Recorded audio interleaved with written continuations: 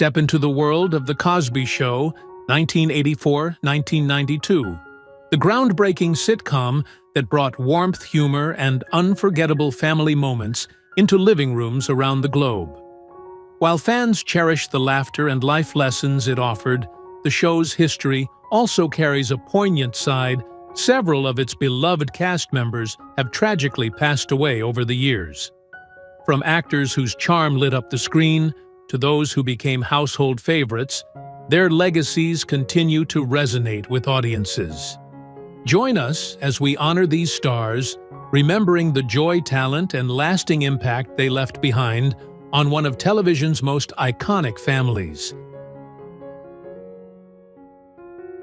Earl Hyman was born on October 11, 1926, in Rocky Mount, North Carolina, and at 58 he assumed the role of Russell Huxtable on The Cosby Show, 1984, portraying a dignified, cultured, and deeply principled father whose calm demeanor and sage counsel brought stability and gravitas to the vibrant Huxtable household.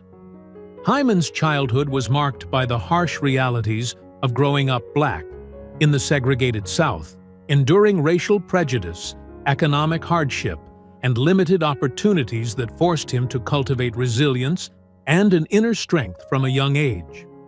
Despite these obstacles, he discovered a passion for performance, which became both a refuge and a platform for self-expression, leading him to a storied stage career in Shakespearean theater and Broadway, where his talent for voice and presence earned him acclaim.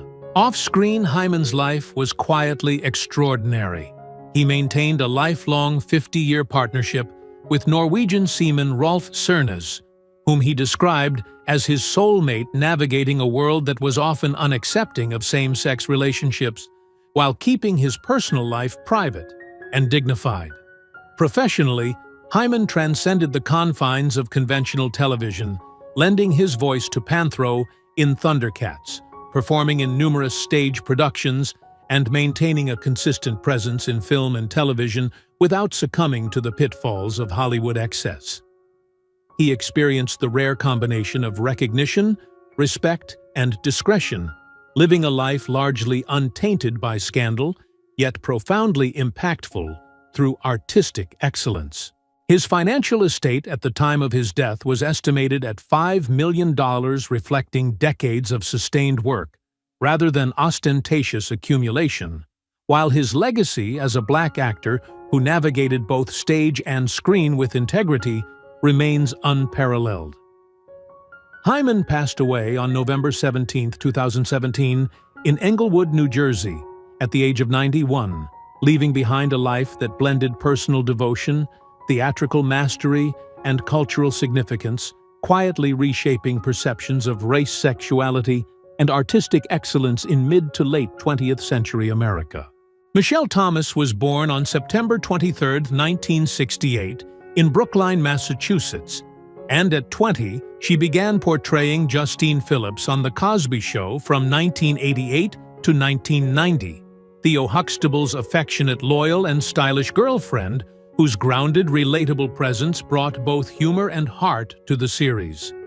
Justine's charm, intelligence, and emotional authenticity mirrored Thomas's own gentle and determined personality, earning her critical admiration and audience affection in a career that promised longevity and influence. Thomas's early life was shaped by ambition and early achievement. Crowned Miss Talented Teen International at age 15, she demonstrated precocious talent, discipline, and a natural stage presence that propelled her into television roles, including her later beloved portrayal of Myra Monkhouse in Family Matters. Her promising trajectory was tragically cut short when she was diagnosed with desmoplastic small round cell tumor, a rare and aggressive form of cancer that allowed her only a brief period to showcase her exceptional talent and charm. Despite her youth, she faced treatment and surgeries with remarkable courage and composure, all while maintaining close personal connections, including her enduring friendship with ex-boyfriend Malcolm Jamal Warner, which provided emotional support during her rapid decline. Thomas lived a disciplined lifestyle, adhering to vegetarianism and avoiding smoking, yet the disease progressed relentlessly, underscoring the cruel randomness of fate. At the time of her death, her net worth was modest, estimated in the low six figures, yet her impact transcends financial measures. She left a legacy of warmth, artistry, and promise, unrealized, her memory resonating as a cautionary tale of brilliance cut short, and a reminder of the fragility of life, even amidst extraordinary talent. She passed away on December 23, 1998 in New York City, at just 30 years old, leaving behind a legacy of love, talent, and heartbreak that continues to inspire both fans and fellow performers. Joe Williams, born December 12, 1918, in Cordele, Georgia, joined The Cosby Show in 1985 at age 67 as Grandpa Al Hanks, Claire Huxtable's father, bringing warmth, wisdom, and an authentic voice to the character. On screen, Grandpa Al's gentle humor, nostalgic storytelling, and dignified presence enriched the Huxtable family, providing a generational anchor that reflected both the character's life experience and Williams's own remarkable journey. Raised in the segregated South, Williams confronted racial prejudice, economic hardship, and social marginalization challenges that informed his artistic expression and gave his legendary jazz and blues performances a depth and gravitas that resonated across decades. Known as the Emperor of the Blues, he sang with Count Basie, won multiple Grammy Awards, and cultivated a career marked by both public acclaim and private struggle, including battles with depression that led him to undergo electroshock therapy in the 1940s, an experience that shaped his understanding of human vulnerability and resilience. Despite these challenges, Williams maintained a tireless commitment to his art, mentoring younger musicians, performing extensively, and ensuring his music communicated both technical mastery and profound emotional truth. He passed away on March 29, 1999, in Las Vegas at age 80, after collapsing following a hospital visit for respiratory issues, leaving an estate valued at approximately $20 million. Beyond financial wealth, his legacy includes a transformative influence on jazz and blues, a model of professionalism and dignity for African American performers navigating systemic obstacles, and an enduring cultural imprint through his recordings, performances, and the stories embedded in his music.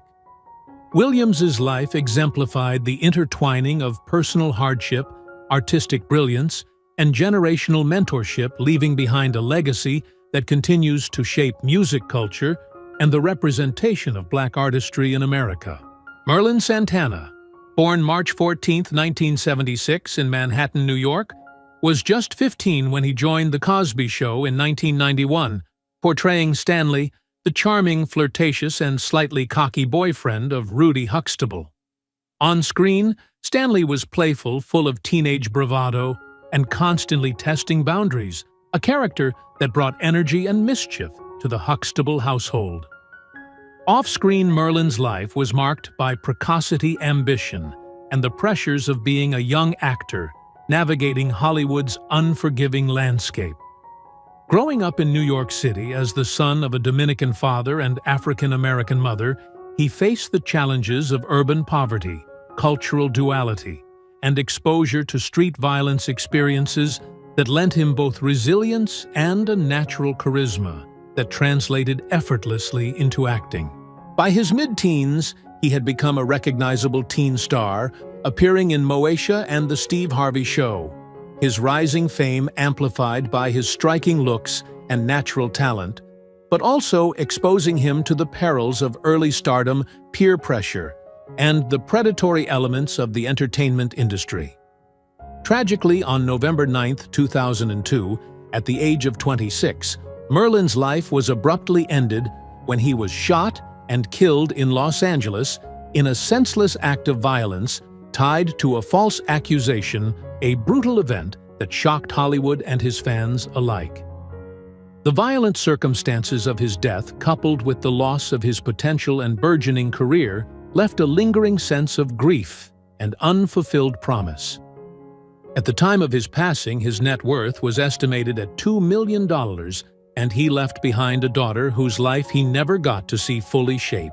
Merlin Santana's brief but luminous career, framed by both rising fame and ultimate tragedy, endures as a haunting reminder of the vulnerability of youth in the glare of celebrity, the risks faced by young actors of color in Hollywood, and a legacy of talent and charisma extinguished far too soon, leaving those who knew him and admired him with a sense of profound loss, and a story that still resonates in conversations about fame, potential, and tragedy.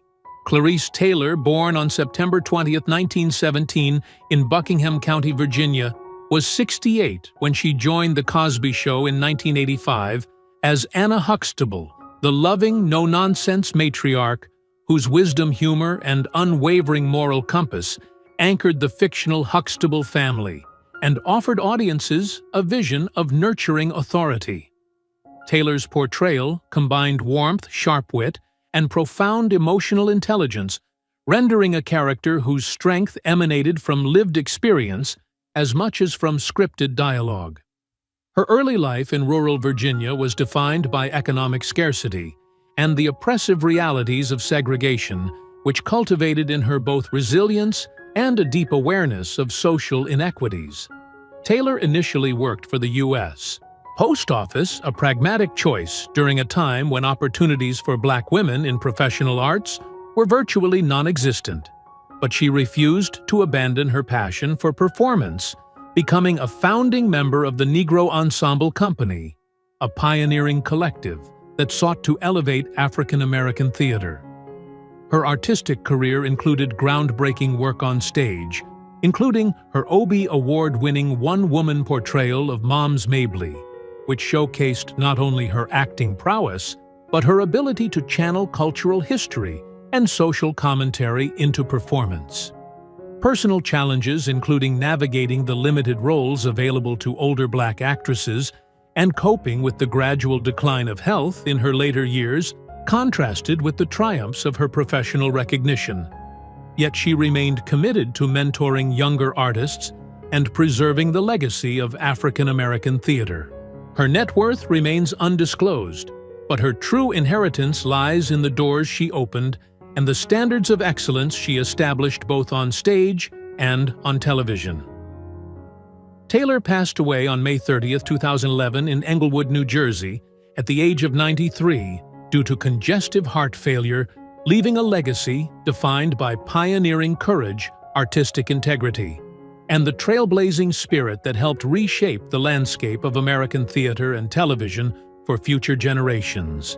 Elaine Stritch, born February 2, 1925, in Detroit, Michigan, joined The Cosby Show in 1989. At age 64, as Mrs. McGee, the intimidating and razor-tongued schoolteacher whose mere presence on screen could silence a room.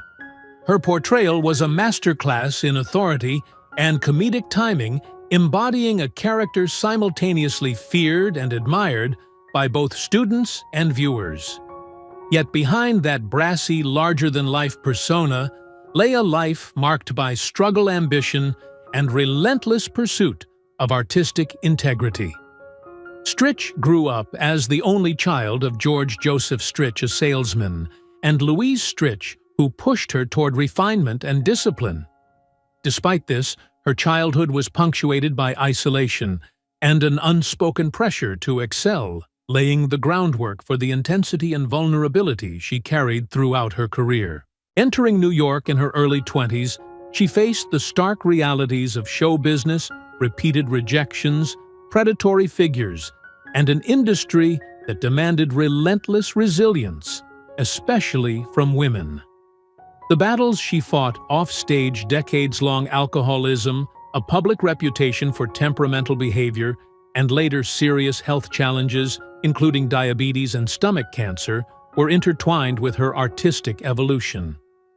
Stritch transformed personal pain into creative force, forging a career that spanned Broadway film and television, with milestones including her iconic one-woman show Elaine Stritch at Liberty, where she candidly mined her own life for material. Her performances were informed by loss humor and an acute awareness of her mortality, giving audiences access to a raw humanity rarely seen in performers of her stature. Stritch passed away on July 17, 2014, at age 89 in Birmingham, Michigan, leaving an estate estimated at $10 million, though her true legacy extends far beyond monetary measures. She remains an enduring symbol of unapologetic artistic authenticity, a performer who demonstrated that brilliance often emerges from struggle, and a figure whose influence on theater and television endures as a model for integrating vulnerability, wit, and raw emotional honesty into performance. Roscoe Lee Browne, born May 2, 1922, in Woodbury, New Jersey, joined The Cosby Show in 1986, at age 64, as Dr. Barnabas Foster, a character whose erudition, calm gravitas, and eloquent speech mirrored Browne's own commanding presence in real life. On screen, he brought a serene intellect and moral authority, embodying a figure who could guide, inspire, and quietly challenge, leaving a lasting impression of sophistication. Browne's early years were shaped by both opportunity and constraint. The son of Joseph Brown, a barber, and Annie Lee, he was immersed in literature and performance while navigating the racial barriers and societal limitations of early 20th century America. He attended Lincoln University, cultivating a classical education that would become the foundation for a distinguished career in stage, film, and television, yet he faced the persistent challenge of typecasting and the industry's reluctance to fully recognize Black intellectuals and artists. Browne was intensely private, choosing to remain a lifelong bachelor and dedicate himself to craft rather than public life. Yet his personal narrative was not without quiet trials.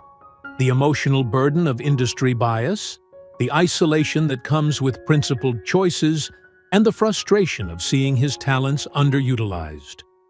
In response, he maintained a disciplined approach to performance, pursuing Shakespearean roles, voice work, and projects that honored Black dignity, earning an Emmy for his work on The Cosby Show, and a Tony nomination for 2 Trains Running. Browne's death on April 11, 2007, at age 84 from stomach cancer, ended a life of meticulous artistry, leaving an estate estimated at $5 million, but his true legacy is intellectual and cultural, influencing generations of performers to embrace sophistication, depth, and moral courage in their work. He remains an emblem of elegance, restraint, and artistic integrity, demonstrating that a commitment to quality and principle can outlast fame, inspiring actors to pursue excellence in the face of adversity, while quietly transforming perceptions of African American talent in mainstream media. Moses Gunn was born October 6, 1929, in St. Louis, Missouri, and at age 60 appeared as Dr. Lotus on The Cosby Show in 1989, delivering a performance that embodied wisdom, authority, and quiet command. Dr. Lotus's gravitas was a reflection of Gunn himself, whose imposing presence on stage and screen was tempered by a profound intellectual curiosity and sensitivity, forged during a childhood marked by poverty, racial segregation, and the harsh realities of mid-20th century America. From a young age, Gunn gravitated toward theater as both escape and vocation, eventually earning Obie Awards and a Tony nomination for performances that demanded emotional depth, precision, and moral weight. His co-founding of the Negro Ensemble Company highlighted his dedication to mentoring younger actors and creating a space for Black performers in an industry rife with discrimination and limited opportunity. But his path was not without obstacles. Gunn also battled chronic asthma, a condition that complicated his professional life and ultimately contributed to his death on December 16, 1993, in Guilford, Connecticut, at age 64. Despite these challenges, he remained a commanding figure whose intellectual rigor, discipline, and integrity inspired colleagues and audiences alike, ensuring that his influence transcended the screen. Gunn's legacy is not measured in material wealth, but in the lives he touched and the doors he opened for generations of Black artists. He is remembered as a pioneer who brought moral authority, emotional intelligence, and unflinching dedication to every role, leaving a permanent imprint on American theater, television, and cultural history, and a reminder of the resilience required to navigate an inequitable industry while remaining true to one's vision. Bill Gunn was born July 15, 1929 in Philadelphia, Pennsylvania, and joined The Cosby Show in 1986 at the age of 57 as Homer, a quietly cerebral and contemplative character whose subtle humor and understated intellect gave the Huxtable universe additional depth. Homer's presence was never flashy, yet it resonated with authenticity and understated wisdom, reflecting Gunn's own creative temperament, shaped by a childhood in segregated Philadelphia, where racial discrimination and economic hardship forced him to develop both resilience and acute observational skills from an early age. As a young man, Gunn navigated a world that often undervalued Black artistic voices, channeling his frustrations into writing, directing, and acting with a fiercely independent vision. His groundbreaking work on Ganja and Hess defied conventional storytelling and challenged audiences with its daring exploration of identity addiction and spirituality. Yet it remained largely unrecognized at the time, deepening the sense of professional isolation he sometimes felt despite critical acknowledgement. Gunn's personal life was equally complex. He cultivated intense friendships, including one with James Dean, yet lived with the tension of unfulfilled public recognition and the pressure of sustaining a multifaceted career in a system that was slow to acknowledge Black talent. He confronted these struggles with relentless creativity, producing plays, novels, and screenplays that often explored the hidden pain, longing, and contradictions of human experience, reflecting a profound sensitivity to social and cultural nuance. On April 5, 1989, Gunn passed away in Nyack, New York, at the age of 59 from encephalitis, just before the premiere of his ambitious play, The Forbidden City, leaving behind a career that, while modest in financial terms, has grown in stature posthumously. His legacy is one of bold innovation, artistic integrity, and the courage to confront uncomfortable truths in cinema and theater, a body of work that continues to inspire scholars, filmmakers, and audiences seeking the daring and provocative vision of a true Black auteur whose life behind the scenes was as complex, brilliant, and uncompromising as the characters he created. Lou Myers, born September 26, 1935, in Chesapeake, West Virginia, appeared on The Cosby Show in 1987, at age 52, as Mr. Davis, a character whose grumpy charm and understated warmth left a subtle but lasting impression on audiences. Myers' on-screen persona drew heavily from his real-life depth and intelligence, reflecting a man shaped by both systemic hardship and personal ambition. Growing up in segregated West Virginia, he confronted racial prejudice and economic scarcity. From a young age, conditions that cultivated resilience and a keen understanding of human complexity. Music and theater became avenues of escape and self-expression, fueling a passion that led him to earn an MFA from NYU, a remarkable achievement for a Black actor at the time. Despite these credentials, he navigated a career landscape fraught with barriers, often encountering roles limited by stereotype or ageism. Myers also contended with the pressures of maintaining physical and mental health while sustaining artistic practice, including periods of illness and the weight of carrying institutional and cultural expectations as a mentor and leader. He responded by founding the Chaka Ensemble Players, a theater company dedicated to nurturing Black talent and presenting complex, dignified portrayals of African American life. His career spanned Broadway television and film with iconic performances that balanced humor, gravitas, and authenticity. Myers passed away on February 19, 2013, at age 77 from pneumonia in Charleston, West Virginia, leaving behind a modest estate but an outsized cultural imprint. His legacy resides not in wealth, but in the opportunities he created for others, the standards of excellence he exemplified, and the roles he inhabited with quiet authority, demonstrating that artistry coupled with tenacity can transform both a community and an industry, leaving an indelible mark on the representation of aging Black men in American media. Christophe St. John, born July 15, 1966 in New York City, joined The Cosby Show in 1984 at just 18 as David James, a character whose charm, sensitivity, and earnestness reflected the youthful charisma that would define much of his career.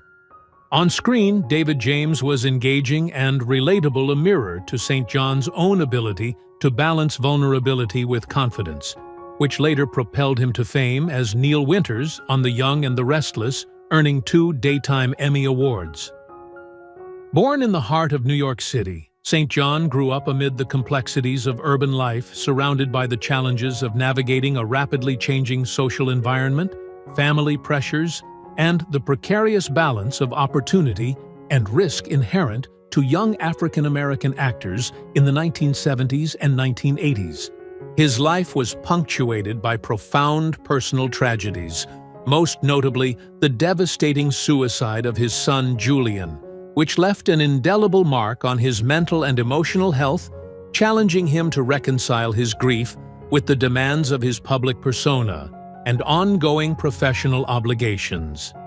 Despite such crushing blows, St. John channeled his pain into artistry, deepening the emotional authenticity of his performances and mentoring younger actors facing similar challenges, creating a career defined by both resilience and empathy.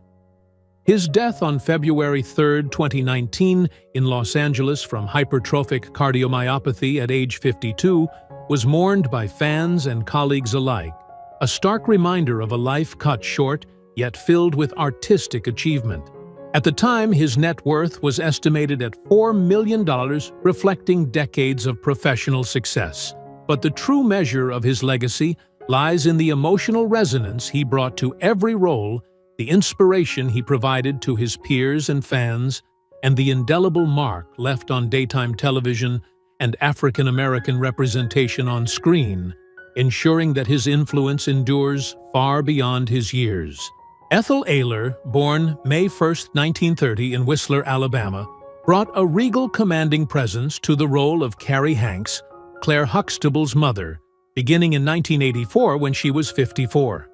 On screen, Ayler embodied dignity, wisdom, and subtle authority, portraying a Southern matriarch whose sharp intellect and quiet strength often guided and challenged her family, giving the character a complexity that resonated deeply with audiences.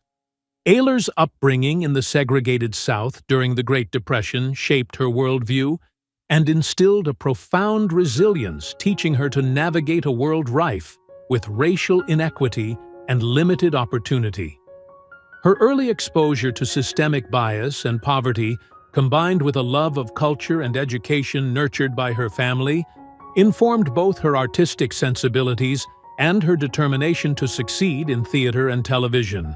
Her career spanned over 5 decades from Broadway to film, including notable performances in To Sleep with Anger and Eve's Bayou, yet she intentionally kept her personal life private, avoiding the trappings of celebrity and focusing instead on the craft of performance and mentoring younger artists.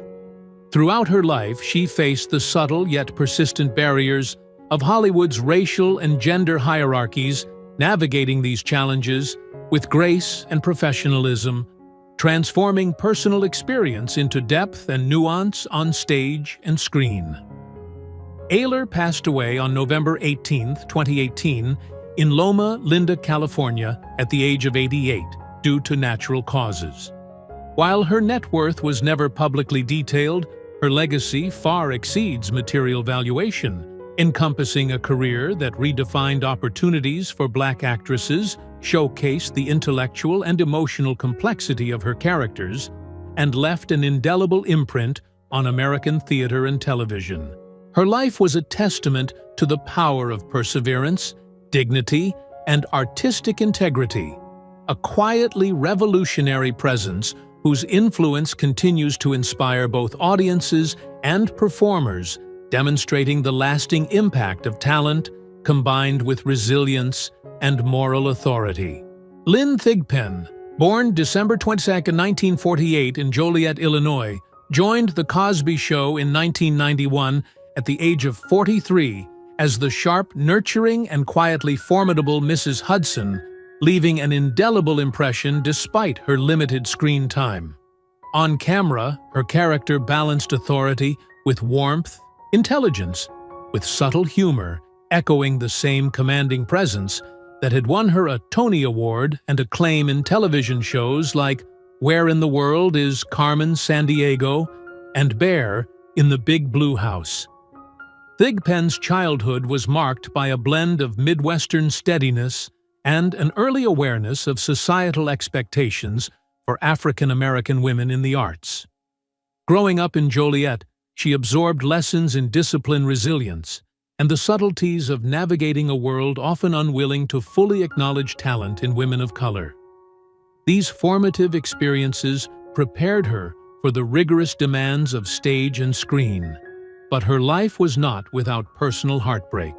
She endured the pressures of constant travel, the intense scrutiny of critical audiences, and the relentless challenge of sustaining a career in theater, while also embracing the unpredictable demands of television.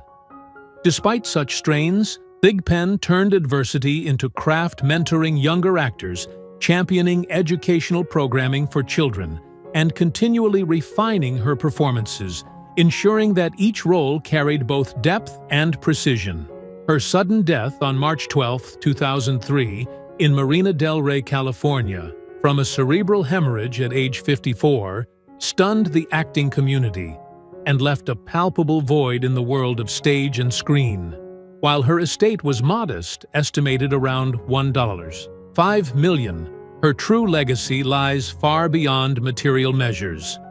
In the generations of performers she inspired, the intellectual rigor she brought to children's programming, and the enduring sense of empowerment she conveyed through every role, leaving behind a life that was as impactful off-camera as it was mesmerizing on. Though time has passed, the laughter they gave us still echoes. The cast of The Cosby Show brought joy to millions, and even though some of them are no longer with us, their performances live on. As we remember those we've lost, we also celebrate the legacy they left behind, one that continues to entertain and connect generations. Thank you for joining us in honoring these unforgettable stars. Don't forget to like, share, and subscribe for more tributes to the legends of television history.